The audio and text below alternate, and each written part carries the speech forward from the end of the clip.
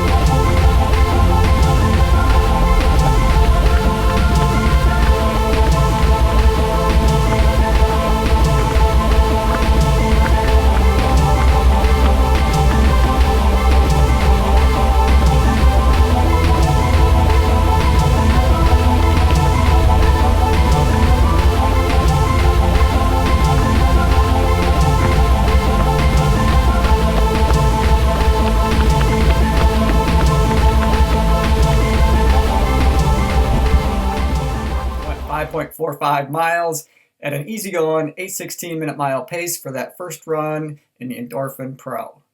Hey, if you're new to the channel, I upload new videos each week all about running, so you'll want to subscribe to the channel and click that notification bell so that you'll be notified each time that I do. Having said that, let's get right into it. Endorphin Pro is a neutral race shoe.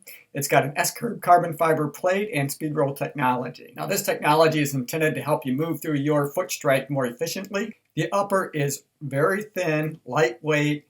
It's a mesh material that's very breathable, so it allows your feet to stay cool while you run. So the upper fits like a racing shoe should fit. I felt like it was snug in that midfoot. I think in that toe box, my toes didn't feel like they were overly crowded. I know that it is common practice for many people to order their racing shoes a half size smaller than they would normally. And I didn't do that, and I'm glad that I didn't. So I feel like this shoe does run true to size. So I feel like Saucony did a terrific job with that eyelet chain. I didn't have any bunching up of the material anywhere when I was lacing this shoe up. The tongue is semi-gusseted. It's really thin. There's virtually no padding, but it's super comfortable. So let's look at the collar of the shoe. There's very little padding in that collar, but you would expect that with a racing shoe. They're trying to keep the weight down. That heel tab, there's plenty of cushion back there to give you a comfortable fit. I enjoyed my ride today. I felt like the shoe fit really, really well.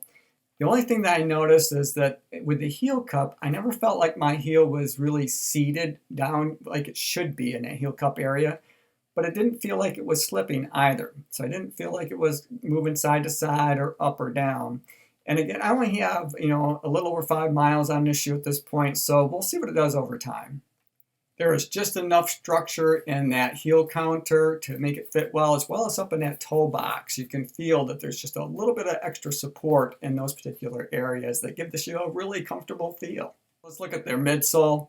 The midsole is really the engine of the shoe. It's made up of an S-curve carbon fiber plate and an ultra lightweight PeBa based foam.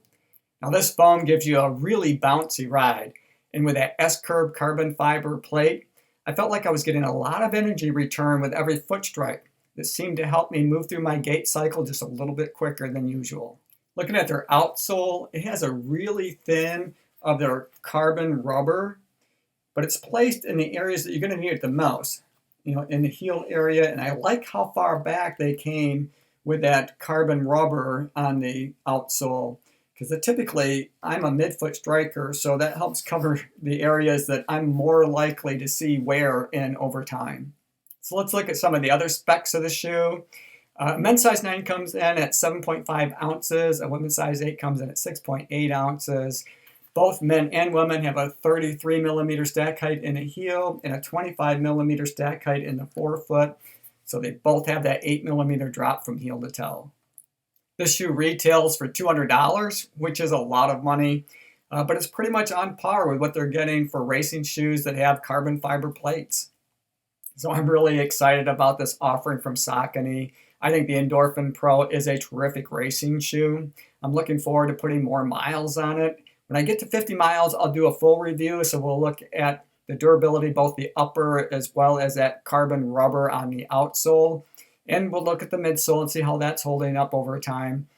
Most of the time, I will run a shoe up to 100 miles before doing that type of durability full review, but given this is a racing shoe, racing shoes don't typically have the longevity or lifespan that a daily trainer would. And quite frankly, I want to leave a few miles on this shoe so that I can use it to run a half marathon. Hey, if you enjoyed the video, give it a thumbs up. Be sure to subscribe to the channel and click that notification bell so that you'll be notified each time I upload new content. As always, run tall, run strong, and be kind to one another. Thanks for watching, and we'll see you next time.